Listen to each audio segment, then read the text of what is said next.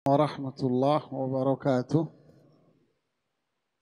Alhamdulillah, kita memuji Allah subhanahu wa ta'ala dengan nama-nama dan sifat-sifatnya yang mulia.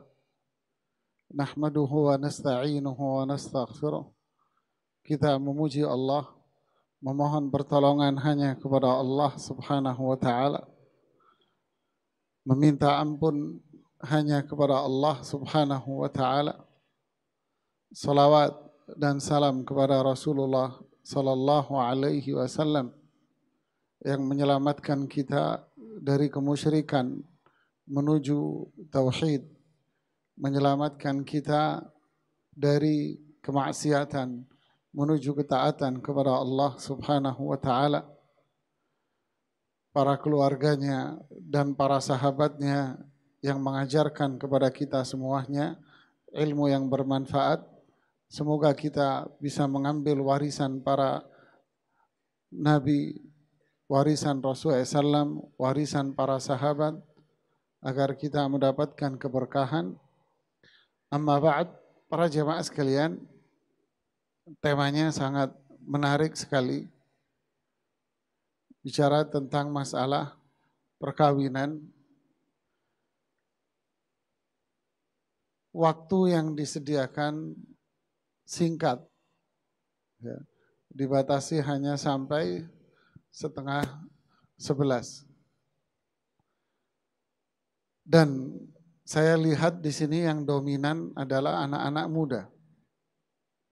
Maka saya akan arahkan kajian ini untuk mereka yang hendak menikah atau baru menikah.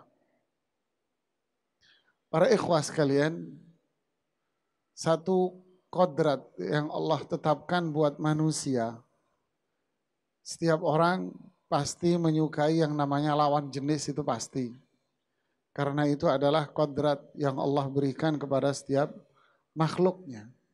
Bukan manusia saja, bahkan makhluk pun, binatang pun pasti akan menyukai lawan jenisnya.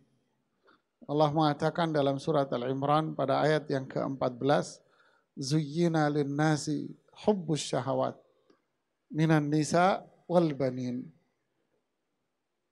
Allah ciptakan manusia ini dengan sebuah bekal.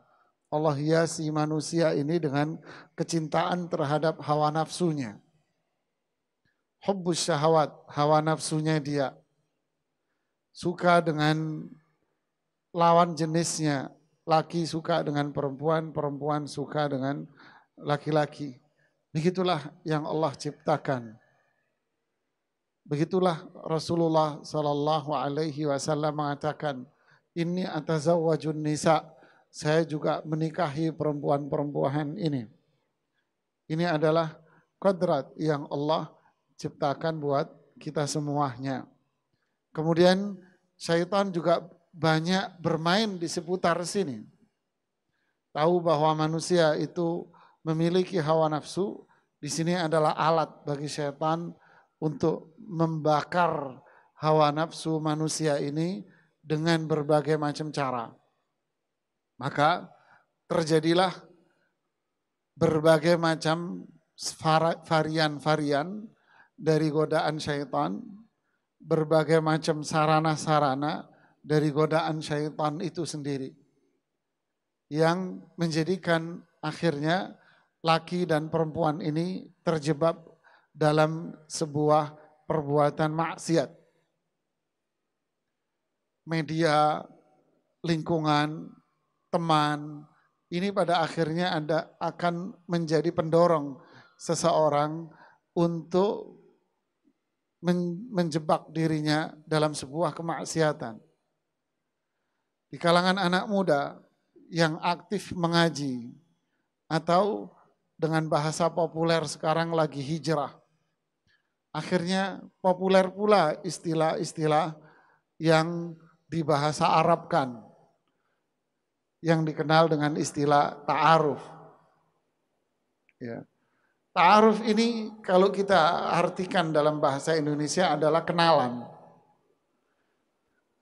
Sampai seberapa besar kenalan ini menjadi sesuatu hal yang boleh dalam syariat Islam.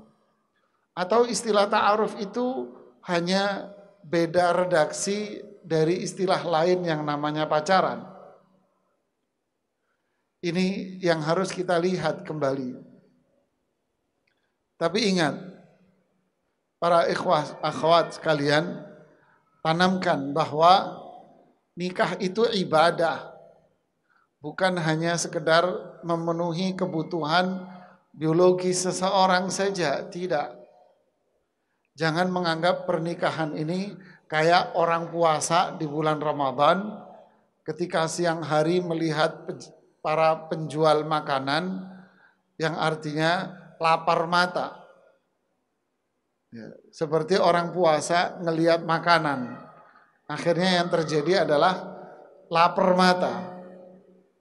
Ini yang terjadi banyak anak-anak muda. Maka disinilah akhirnya banyak terjerumus kepada casing dan kemasan. Yang laki hanya terjebak dengan casing cantik, dan yang perempuan terjebak dengan casing ganteng.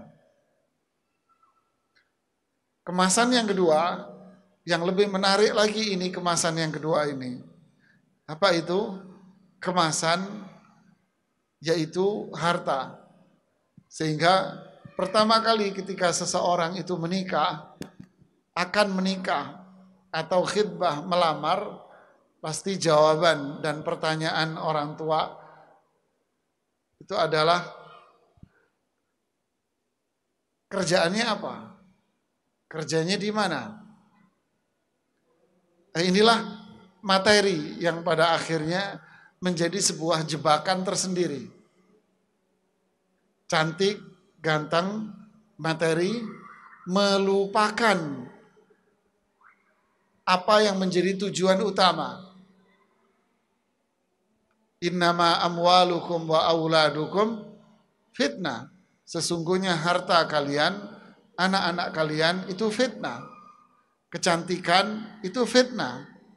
Ketika imra'atul aziz turawidu fataha, ketika istri dari sang raja terpikat dengan kegantengan dari Yusuf, maka hilanglah semuanya. Tapi Yusuf tidak terpengaruhi oleh kecantikan dari Imra'atul Aziz, istri dari sang raja ini. Inilah yang terjadi di zaman sekarang para ikhwah sekalian. Menikah hanya faktor melihat cantik. Menikah hanya faktor melihat ganteng. Menikah hanya faktor melihat kemapanan. Ini fenomena yang harus kita rubah mindset kita. Kalau seseorang menikah karena cantik, ini lumrah mas. Tapi ingat, kecantikan itu tidak akan awet lama. Ganteng itu tidak akan awet lama. Kalau seseorang menikah karena cantik, ketika pasangannya itu pudar, maka akan terjadi konflik yang luar biasa. Begitu pula ketika menikah karena faktor harta, kemudian terjadi sebuah proses penurunan, pendapatannya kurang dari apa yang diharapkan, maka yang terjadi pun kehancuran. Idza tazawwajal 'abdu li jamaliha fa asallahu an yudhiba jamalaha. Jika seseorang menikah karena kecantikan, semoga Allah menghilangkan kecantikan dan kegantengannya. Begitulah harta. Idza tazawwajal 'abdu lima liha, seseorang menikah karena hartanya, asallahu an yudhiba malaha. Semoga Allah menghilangkan harta dia, malahu. Memang boleh orang menikah karena cantik. Boleh seseorang menikah karena harta, tapi bukan itu prinsip utamanya. Ingat, di Al-Qur'an dan di hadis banyak berbicara tentang hal ini. Pernikahan itu ibadah, bukan mencari materi dan bukan mencari kegantengan saja. Afaman assasa bunyanahu ala taqwan minallah wa ridwan. Di surat At-Taubah ayat 109 Allah mengatakan, apakah orang yang membangun bangunannya di atas prinsip ketakwaan dan ridha Allah khairun amman assasa bunyanahu ala syafa jurufin har, lebih baik daripada orang yang membangun bangunannya di samping jurang. Maksudnya ini adalah memberikan penekanan bahwa seseorang yang menikah karena ketakwaan, karena ridha, ini akan jauh lebih langgeng daripada seseorang yang menikah karena faktor duniawi. Ibarat seseorang yang membangun bangunan di samping sebuah jurang. Fanhara bihi, maka dia akan masuk ke dalam jurang itu. Ada seorang suami istri muda. Dia suami istri muda memang. Anda kalau melihat istrinya, Anda akan kagum atas kecantikannya. Luar biasa cantiknya istrinya ini. Ibarat orang mungkin hidungnya hidung Arab, kulitnya kulit putih Sunda, matanya udah perkumpulan dari semua komponen cantik. Lakinya biasa-biasa saja, Mas. Kalau orang kita bilang, ini ceweknya mimpi apa gitu loh, kawin sama laki kayak begini. Padahal si perempuannya cantiknya luar biasa. Lakinya biasa-biasa saja. Dan kalau kita mengatakan syukur nih lakinya punya istri yang seperti ini cantiknya. Tapi apa yang terjadi, Mas? Terjadi adalah si istri konsultasi sama saya mengatakan bahwa lakinya sudah tak memperdulikan lagi. Kalau hati kita mengatakan baik kok nih laki ini. Tapi ini kenyataan, Mas. Ini kenyataan. Sampai ibu-ibu yang menemani saya waktu itu sampai bilang, ini laki nggak punya akal kali, ini orang nggak waras kali ini. Padahal istrinya sangat cantik dan dianya biasa. Nah, inilah menunjukkan, Mas, bahwa itu bukan tolak ukur jaminan sebuah pernikahan itu akan langgeng, tidak. Seperti orang ini tadi yang di surat At-Taubah 109. Afaman assasa bunyanahu ala syafa jurufin har. Seperti seseorang membangun bangunan dia ala jurufin har, di samping sebuah jurang, di tepi jurang dia bangunnya. Dan kasus seperti ini sangat banyak sekali. Makanya Rasulullah SAW mengatakan bun assasa bunyanahu ala taqwa. Dia membangun bangunannya atas prinsip ketakwaan.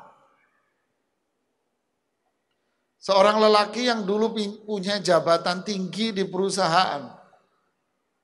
Kemudian perusahaannya kolab, akhirnya terjadi banyak karyawannya dirumahkan. Nganggurlah anak ini. Istrinya yang sangat sayang sama dia waktu itu semenjak ketika dia memiliki jabatan.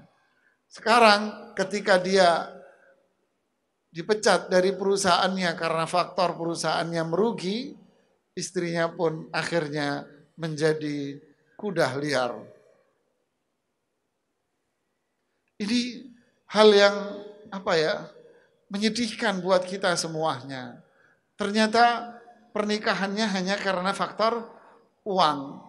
Yang lebih menyedihkan lagi, seseorang yang datang menemui saya sambil menangis nih Bapak. Mengatakan, yang sama, dulu dia bekerja, kemudian karena perusahaan bangkrut dan dia dipecat, akhirnya istrinya melepas jilbab. Istrinya tidak pakai jilbab lagi. Istrinya bahkan sudah jarang sholat sekarang. Padahal si istri ini rajin pengajian. Ketika sang suami menasehati dia untuk bertaubat kembali kepada Allah, jawaban si istri apa? Ada uang, ada jilbab.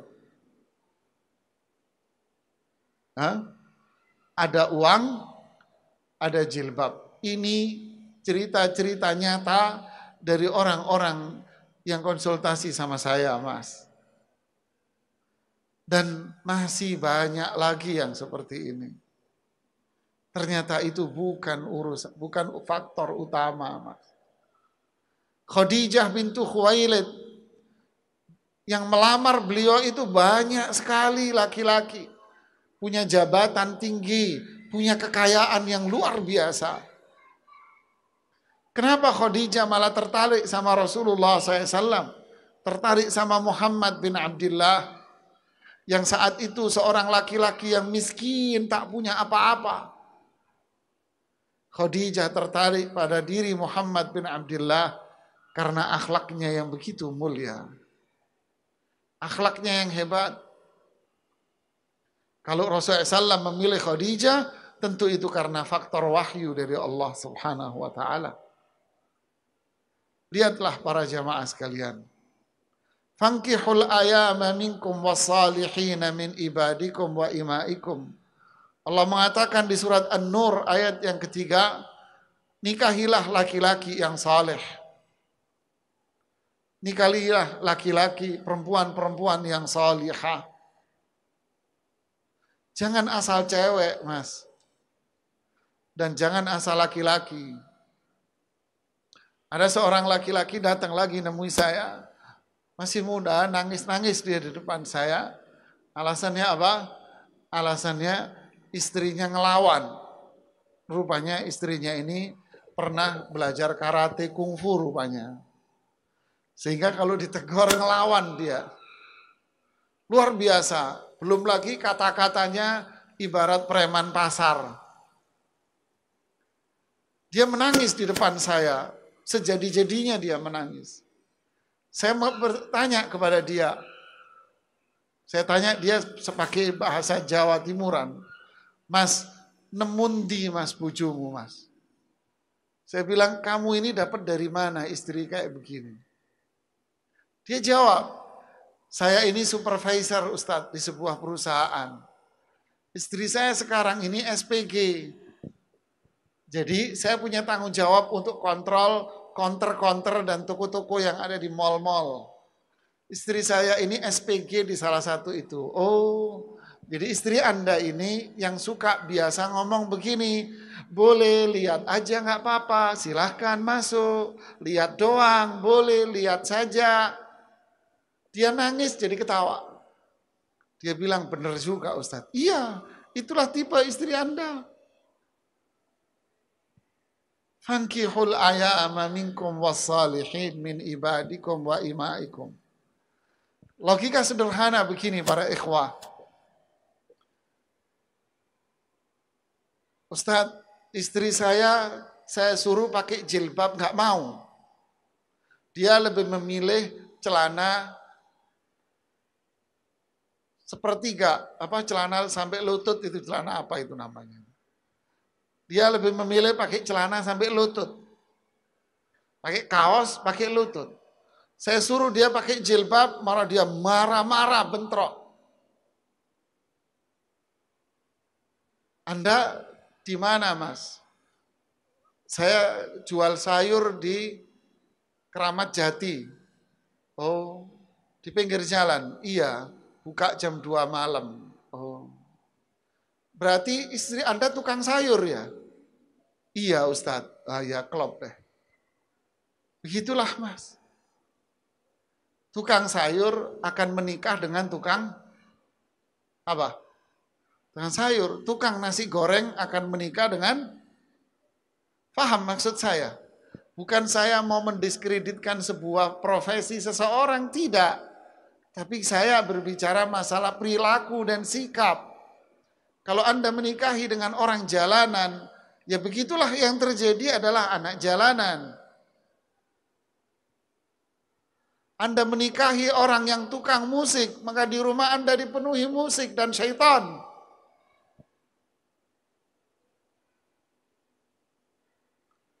Anda mau menikah sama siapa?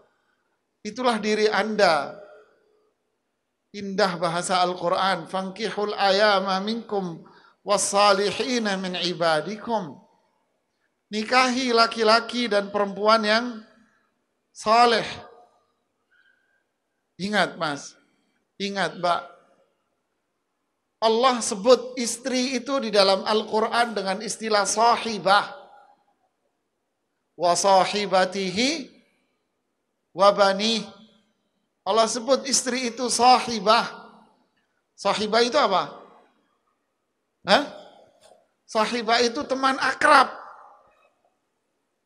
Teman akrab. Allah sebut istri Anda itu teman akrab. Berarti Allah sebut suami itu sahib, teman akrab. Ama tardaun, apakah kalian itu mau? Teman akrab itu adalah Anda, adalah orang yang tak kenal adab dan etika dan akhlak. Imam As-Sa'di rahimahullah mengatakan, orang yang jauh dari ibadah kepada Allah, pasti dia akan dekat dengan maksiat.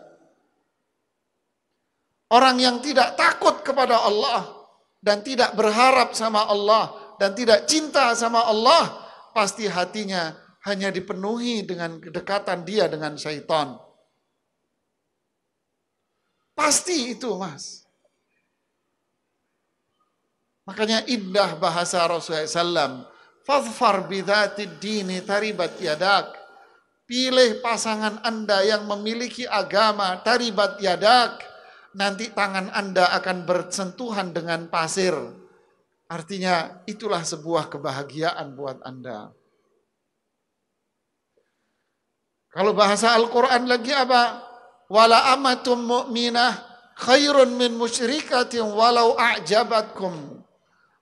Perempuan, budak perempuan jauh lebih baik bagi Anda daripada orang musyrik yang cantik. Budak perempuan lebih baik daripada perempuan yang membuka auratnya. Walaupun dia cantik sekali, luar biasa cantiknya, tapi dia tak kenal akhlak dan tak kenal etika. Buat apa? Saya cinta sama dia, Ustadz. Kebanyakan nonton film India ini.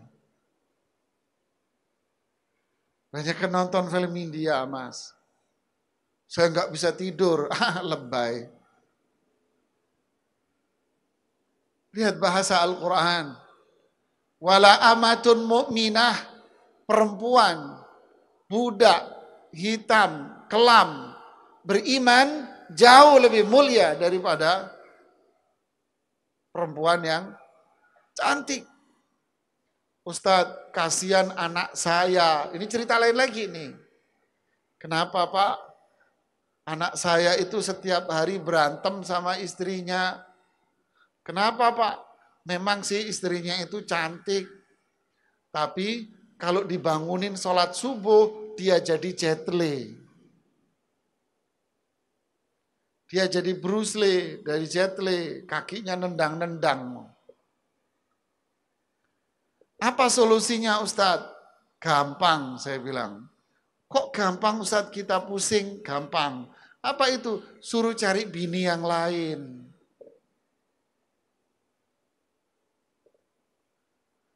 Ini subhanallah, Mas. Ada lagi, istrinya aktif di pengajian. Sangat aktif di pengajian, Mas. Ustadz mohon maaf, saya mau curhat. Iya silakan Mas. Boleh Anda curhat. Saya akan mencoba untuk menjawab. Saya bilang. Kenapa Mas? Saya menikah 3 tahun Ustadz. Istri saya juga ngaji di pengajian. Tapi sayang Ustadz, istri saya ternyata suka dengan sejenis.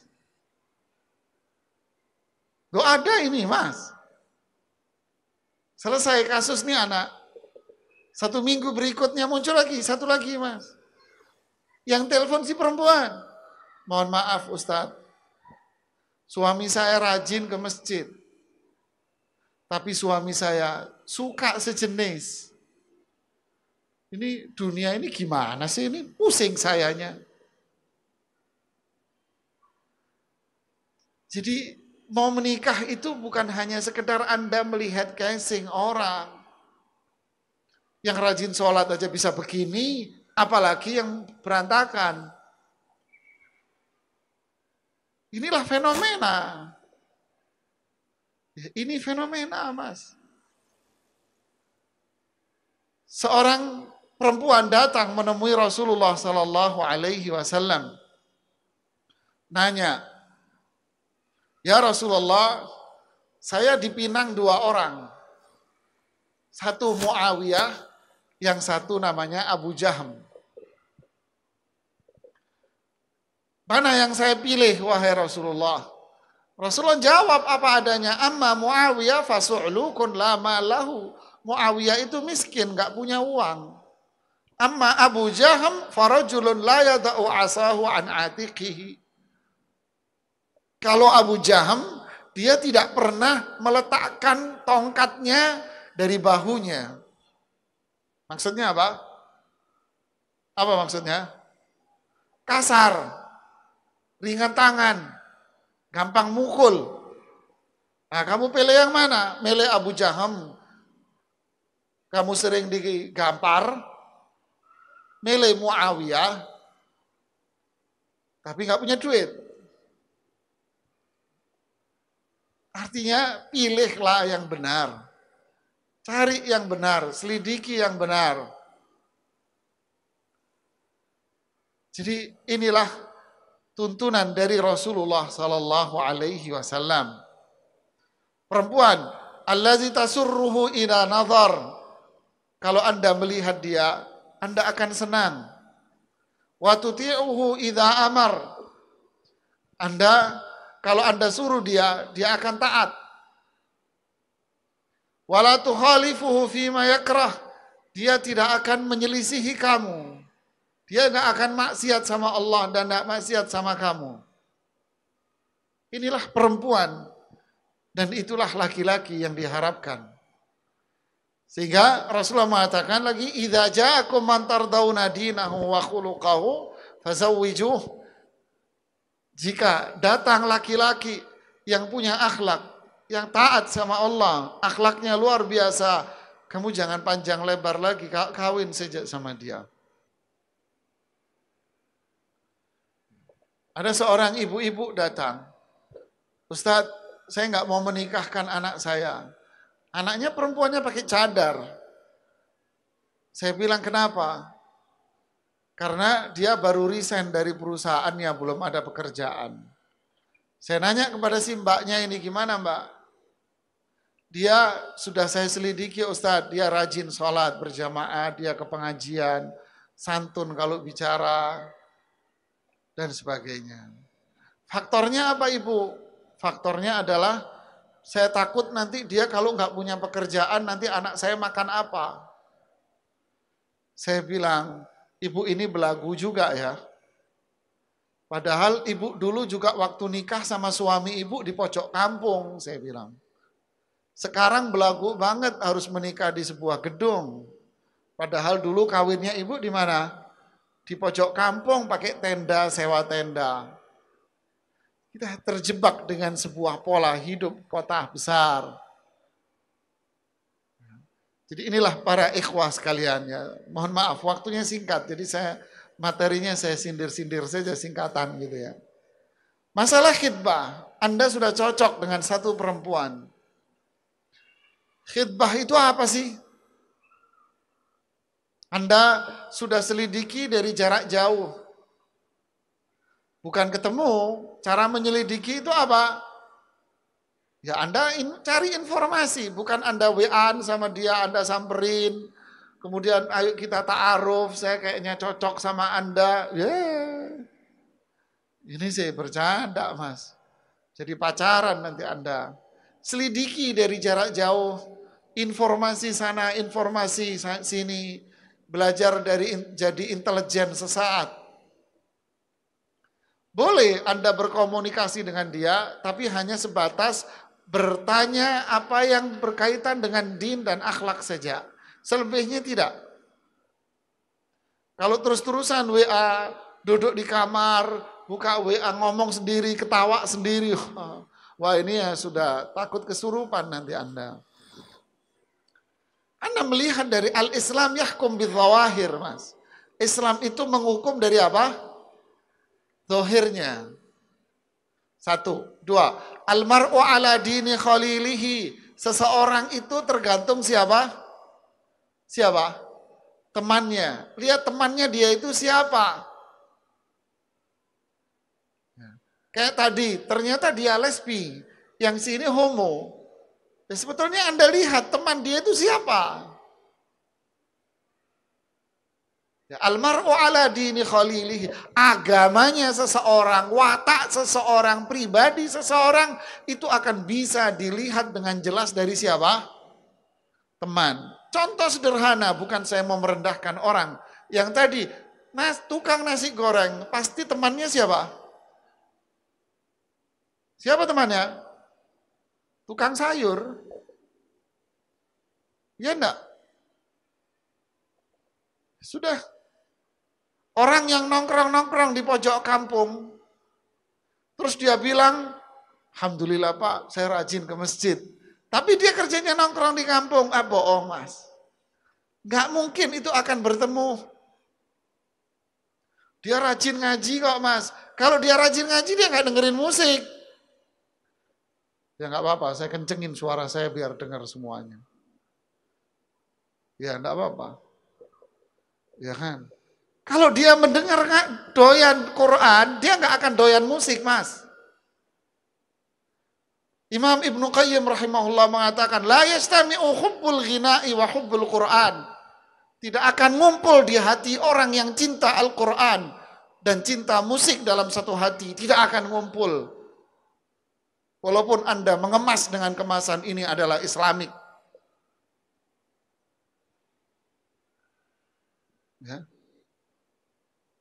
Tidak bisa Mas, nggak akan ngumpul. Yang bicara itu penggemar musik pasti nanti. Jadi carilah orang yang penggemar Quran. Dari mana kita tahu? Lingkungan. Pertemanan dia. Ustadz saya di Pinang orang, bagaimana saya tahu dia orang baik? Gampang. Lihat aja tongkrongan dia di mana. Itu prinsip Rasulullah SAW. Almar'u ala dini khalilihi. Seseorang itu watak, perilaku, agama, ketaatannya dipengaruhi oleh siapa? Khalil, teman akrabnya dia. Lihat siapa teman akrabnya. Siapa teman akrabnya dan di mana dia suka nongkrong, di mana dia suka bergaul, itulah akhlak dia. Jadi kalau ada orang datang ke saya, anak muda datang ke saya, Ustadz saya sering diajak teman-teman Ustadz ke klub malam. Tapi demi Allah Ustadz saya nggak minum-minum Ustadz.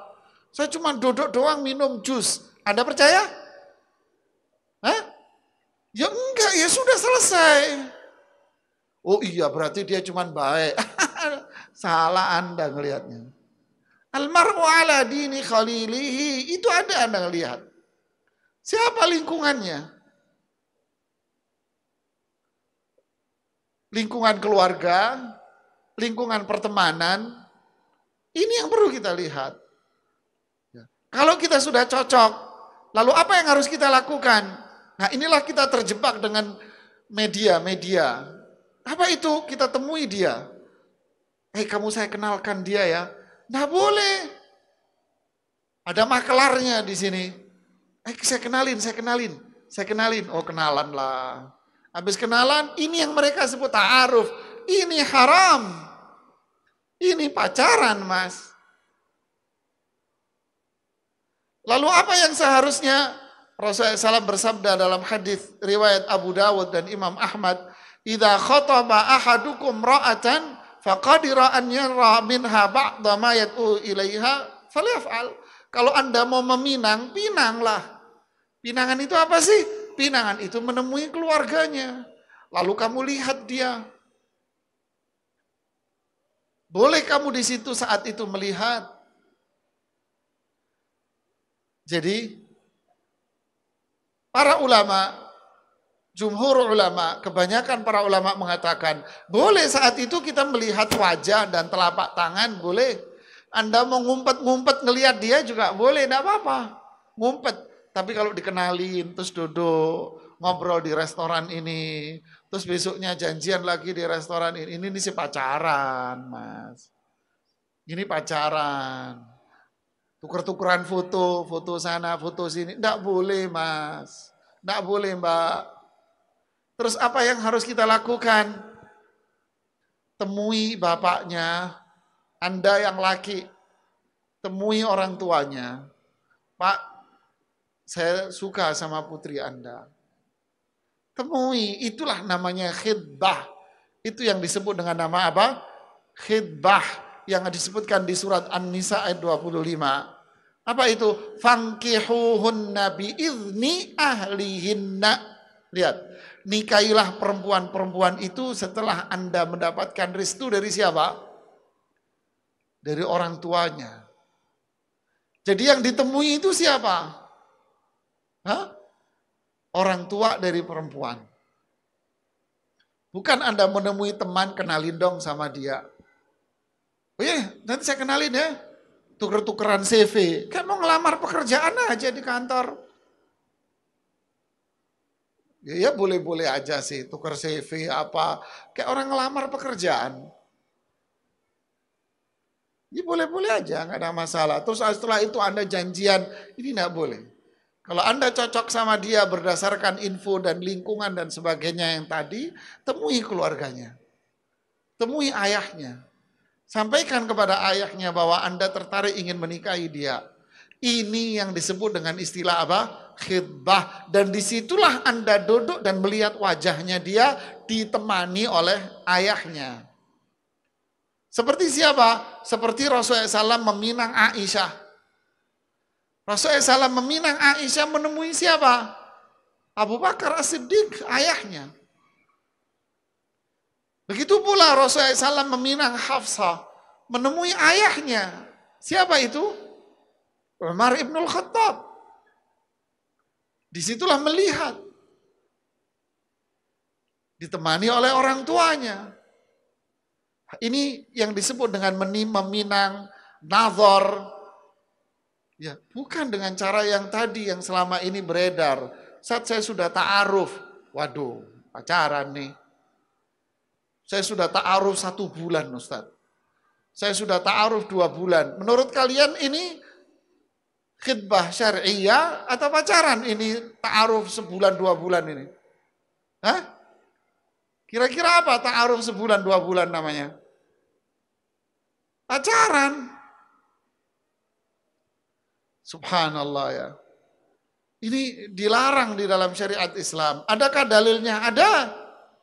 Tegas di surat An-Nur ayat 3 Allah berfirman, Az-zani la yankihu illa zaniyatan aw musyrikah wa hurrima dzalika 'alal mu'minin. Laki-laki pezina tidak akan menikah kecuali dengan perempuan pezina, dan orang beriman tidak akan menikah dengan laki-laki yang dengan model begini-beginian.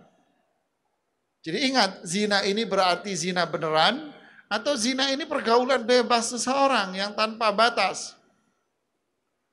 Kelanjutan ayat yang tadi di surat Al-Maidah ayat 5. Fankihuhunna bi'izni ahlihinna wa atuhunna ujurahunna bil ma'ruf muhsanat. Apa itu? Nikahilah perempuan-perempuan itu dengan izin orang tuanya. Temui orang tuanya. Siapa perempuan ini? Muhsanat. Wanita-wanita muhsanah. Wanita-wanita afifah yang mulia. Terhormat. Terjaga dari maksiat. Lihat, terhormat, terjaga dari maksiat. Dipertajam oleh Rasulullah SAW di hadis riwayat Imam Ahmad, Tirmidzi, la yakhluwanna rajulun bimra'ah. Tidak boleh seorang laki-laki duduk berduaan dengan perempuan. Tidak boleh. Ini yang disebut ta'arufan.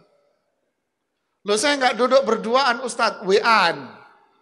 Loh, sama saja, ini duduk berdua tapi di media sosial.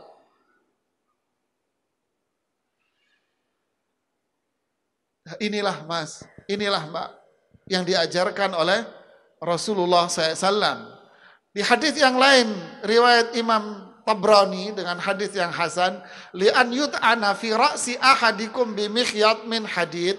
kepala Anda, kepala kita dipukul dengan besi, khairun lahu min an yamussa imra'atan la tahil.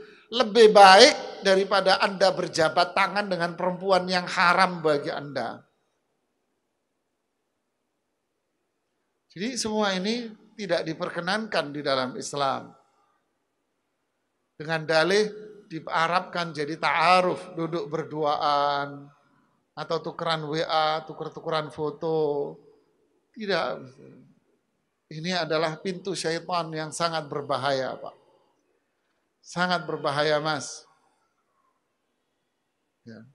Jadi, Anda cocok dengan seorang laki-laki, Anda cocok dengan seorang perempuan, dengan pandangan Anda, dengan pengamatan Anda, dengan penilaian Anda dari lingkungan dan pertemanan dia, dengan gayanya dia dan sebagainya, langsung temui orang tuanya. Itu langkah yang kedua. Sampaikan keinginan Anda. Kalau Anda pengen ngobrol, silahkan, boleh Anda ngobrol sama dia dengan catatan ditemani oleh siapa? Walinya. Ditemani oleh walinya. Orang tuanya, kakaknya, adiknya yang menemani Anda. Setelah itu, apa yang terjadi? Langkah yang berikutnya adalah tidak ada istilah di dalam Islam itu, apa itu? Tukar cincin, tidak ada, Mas. Itu hanya ada di dunia barat. Anda pinang, orang tua Anda suruh minta meminang, sudah selesai. Enggak buat ngikat aja, Ustadz. Ngikat, emang Anda ikat pakai apaan? Pakai tali. Nah, ini, sudahlah Anda meminang. Dan pinangan itu janji untuk menikah. Tapi itu bukan sebuah pernikahan. Tidak ada dalam Islam tukar cincin. Kemudian ingat, kalau sudah terjadi peminang-meminang, maka tetap Anda bukan suami istri yang kan sudah dipinang, kan sudah khidbah. Terus Anda setelah itu bebas janjian, berhubungan sama dia. Enggak Ustadz, kita enggak berhubungan, kita cuman hubungan sama dia untuk ngurus perkawinan. Loh ngapain kalian yang ngurus? Biar orang tua Anda. Akhirnya sering komunikasi, sering WA, dengan dalih persiapan nikah, ini juga tidak diperbolehkan, akan jadi fitnah. Nanti janjian, kan sudah mau nikah. Berbahaya, Mas. Akhirnya terjebaklah dalam perzinaan yang seperti ini, sangat banyak sekali. Nah, inilah tahapan-tahapan dari pernikahan itu. Ya, semoga bisa difahami dengan baik. Tersisa waktu 15 menit. Silahkan kalau ada yang mau bertanya, fadhal.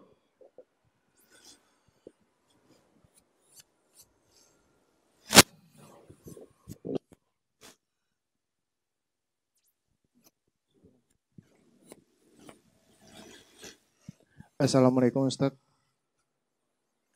Assalamualaikum warahmatullahi wabarakatuh. Waalaikumsalam warahmatullahi wabarakatuh. Ustaz, sebelumnya saya ingin bercerita sedikit soal pernikahan saya.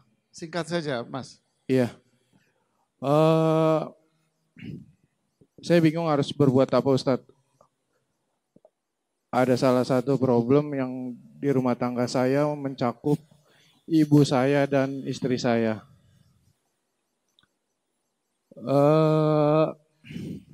Mereka berselisih paham. Lalu istri saya diusir oleh orang tua saya.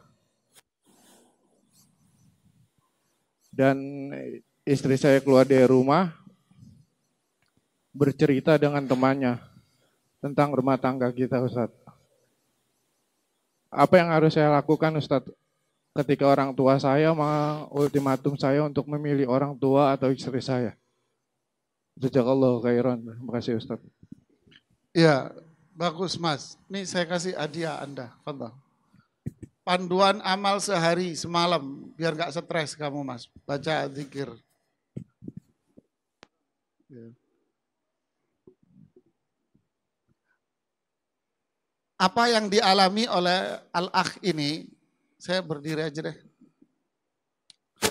Ini dialami oleh Al-Akh ini sebetulnya kasus yang banyak terjadi. Sangat banyak terjadi. Ini pembahasan menarik sekali. Apa itu? Begini, secara singkat saya katakan. Orang tua itu tipikalnya apa? Orang tua itu selalu menganggap anaknya itu masih kecil. Ya enggak? Orang tua selalu menganggap anak itu masih kecil, walaupun anaknya sudah menikah. Ya enggak Pak? Bapak-bapak ini. Itu selalu Pak, itu sudah mindset orang tua. Dia menganggap anaknya kecil, walaupun sudah nikah tetap. Akhirnya muncul yang kedua. Apa itu? Orang tua ngatur, ikut campur urusan anaknya yang sudah menikah. Nah, inilah letak konflik yang besar. Yang kedua, perempuan. Perempuan itu ibarat jurus cocok-cocokan, Mbak. Kalau dia cocok, dia akan akrab di situ nempel kayak perangko. Tapi kalau dia nggak cocok, dia akan menjauh.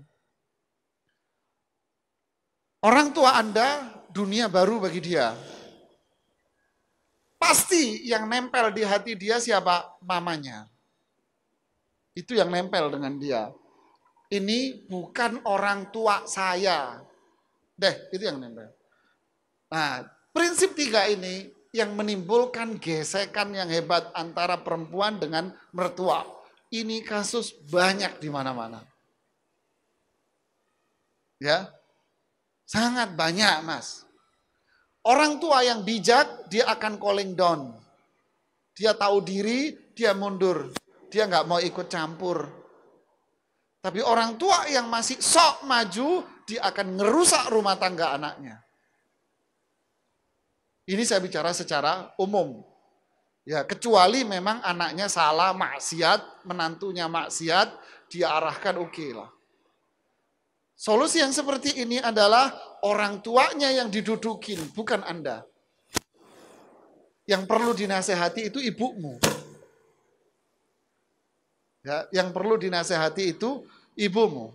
Sampai ada suami istri yang duduk di depan saya mau cerai, gara-gara apa? Gara-gara mertuanya ikut campur, sampai naruh alas meja pun ikut campur.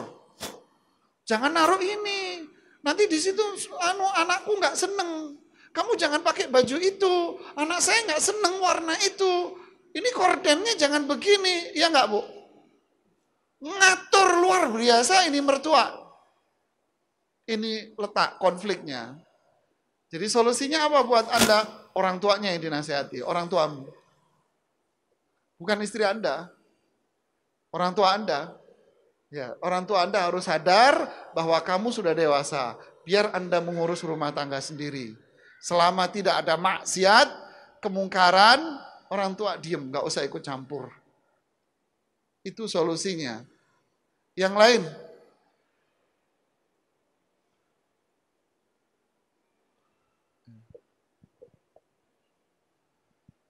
untuk Ahwat, ada yang mau bertanya?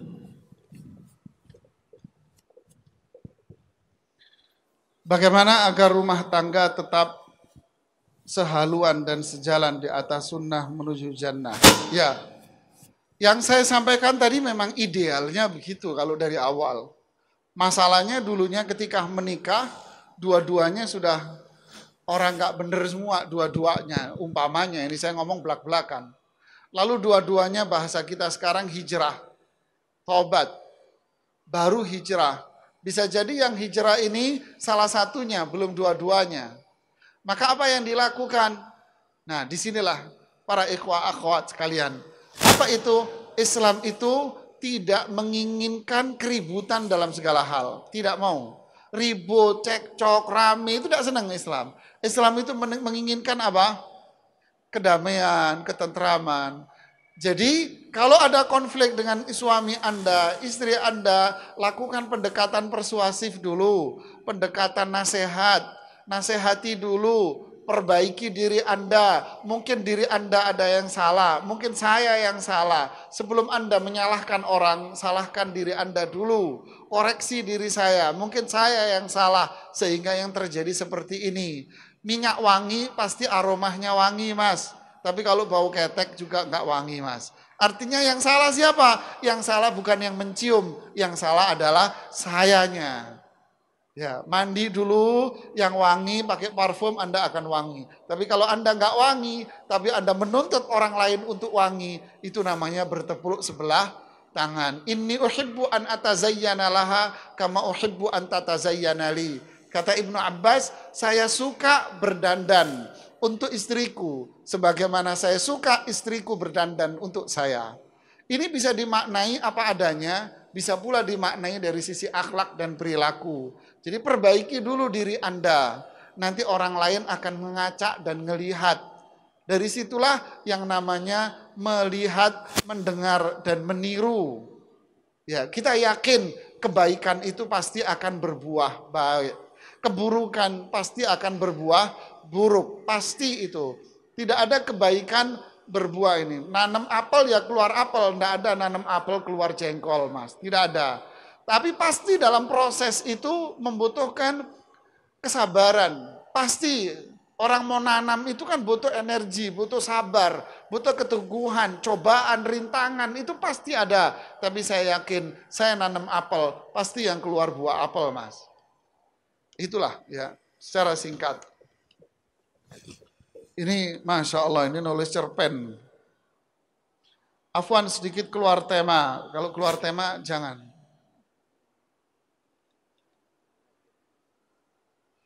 Bagaimana kita bisa mengetahui kalau kita sudah siap dan mampu menikah? Ya wis gede Mas, kata orang Surabaya. Sudah gede Anda, sudah ngerti mana, oh ini perempuan cantik ya sudah kawin cepat Mas. Ya, kalau Anda belum tahu perempuan cantik, berarti Anda masih imut-imut. Tapi kalau Anda sudah bisa nilai ini cantik, ini enggak cantik, ini biasa, ini cantik, wah itu bahaya Mas. Ya, bahaya. Berarti ubun-ubunnya sudah mulai, rambutnya sudah mulai numbuh. Ya, rambut ubun-ubunnya numbuh Mas, ya. Kalau ngelihat setan bulu kuduknya berdiri, ya kan gitu kan? Begitulah yang perempuan. Ya, kalau sudah menstruasi berarti sudah balik. Ya, udah gede balik berarti sudah mengerti, di saat itulah dia sudah nikah. Apalagi zaman sekarang, anak SD itu sudah nonton film-film enggak layak. Porno dan sebagainya, itu sudah ditonton sama anak-anak SD kelas 4, kelas 5, kelas 6 dengan dalih main game di warnet. Dengan dalih main game di kamar sendiri. Zaman sahabat dulu, Anda analisa cerita para sahabat itu. Para sahabat itu rata-rata menikah usia 20 ke bawah, yang laki. Yang perempuan, rata-rata perempuan di zaman Rasulullah SAW itu menikah umurnya 15 ke bawah. Anda lihat cerita para sahabat, biografi mereka. Rata-rata perempuan-perempuan sahabiat menikah di usia 15 ke bawah. Dan rata-rata laki-laki yang perempuan, laki-laki sahabat itu menikah di bawah 20 tahun. Rata-rata seperti itu di zaman mereka para sahabat. Apakah mereka sudah punya penghasilan tetap? Tidak. Mereka punya Allah. Ya, udah pulang minta kawin semua sama bapakmu, sama ibu. Ustadz, suami saya berzina. Saya selaku istri melarang perbuatannya, tapi tetap kekeh melakukan perbuatan itu. Jadi saya harus bagaimana Ustadz? Lihat, musibah. Lihat, jadi pernikahan atas dasar ganteng, atas dasar cantik, pasti akan tumbuh di suatu masa. Apa itu? Rumput tetangga saya akan lebih bagus, lebih hijau daripada rumput saya. Pasti akan muncul di suatu masa itu. Kenapa? Mindset dia cantik, istri saya sudah nggak cantik. Kenapa? Orang Mas, saya kasih tahu Anda. Orang yang sering ketemu dengan orang yang jarang ketemu, itu kelihatan lebih bagus siapa Mas? Hah? Jarang ketemu atau yang sering ketemu? Jarang ketemu itu kelihatan abai. Tapi kalau sering ketemu bosen Mas. Coba Anda menikah, ketemu berapa tahun sama istrimu, Pak? Nah ini yang Bapak ini, berapa tahun Bapak ketemu sama istri Bapak? 30 tahun, Pak? 40 tahun? Coba kalau faktornya itu karena cantik. Terus ngelihat tetangganya, ya Allah, Pak Pau baru mateng dari tungkunya, Mas. Gimana terjadi perzinahan? Di mana-mana perzinahan. Ada satu kasus Pak ke saya, jamaah, istrinya zina, suaminya zina. Kalau ketemu berdua ngomongnya apa? Kita hidup masing-masing, yang penting enjoy. Loh ada ini. Ada lagi suami istri. Suaminya zina. Istrinya apa? Diem aja. Dengan mengatakan, udah mas, yang penting Anda enjoy, yang penting ayah enjoy, yang penting papa enjoy, ya sudah dibiarin suami. Innalillahi wa inna ilaihi raji'un. Saya cuma bengong akhirnya, loh ini nyata ya, bukan film. Jadi itulah. Apa solusinya buat Mbak ini? Nasihati. Kalau Anda mentok sudah nasihat nggak bisa, panggil seorang ustadz untuk nasihati dia. Mentok panggil orang tuanya. Kalau mentok semuanya, ya sudah. Apa? Ajukan gugatan perceraian, minta sama Allah biar diganti. Karena ini zina, bahaya, dosa besar. Ya, sepertinya sudah habis ya. Sudah selesai? Ya, mohon maaf karena dibatasi dengan waktu. Mohon maaf, semoga bermanfaat pertemuan kita hari ini. Kita tutup dengan doa kafaratul majlis. Subhanakallahumma bihamdik. Asyhadu an la ilaha illa anta. Astaghfiruka wa atubu ilaik. Assalamualaikum warahmatullahi wabarakatuh.